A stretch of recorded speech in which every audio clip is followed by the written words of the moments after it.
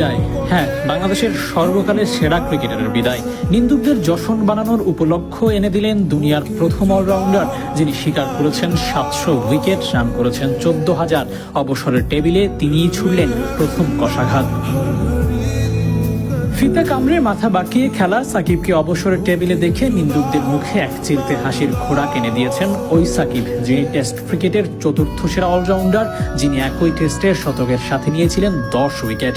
Ian Botham, Imran খানদের শিবিরে সবচেয়ে ছোট্ট ছেলেটির বিদায়। পারফরমেন্সে সাকিব সুলভ ঘ্রাণ নেই, সাকিবের ফুরিয়ে যাওয়া করুণ সুর ভাসছে, তবুও সাকিব বিদায় বলছেন না। কারণটা নাকি তার টাকার প্রতি অনেক লোভ। একটা টেস্ট ম্যাচ খেলে নাকি অনেক বেশি টাকা পান, যার কারণে সাকিব টেস্ট ক্রিকেটকে আঁকড়ে ধরে আছেন এখনো। কিন্তু কে বলবে এই সাকিব টাকার সাকিব না? দেশকে একটু বেশি দেওয়ার চেষ্টা থেকেই এত সমালোচনা শোনা, এত পরিশ্রম করে যাওয়া, থার্ড পার্টির হেল্প নিয়ে হলেও রান করা ক্রিকেটের জন্য নিবেদন রাখা, ক্রিকেটই যার ধ্যান জ্ঞান, সেই সাকিবের বিদায়।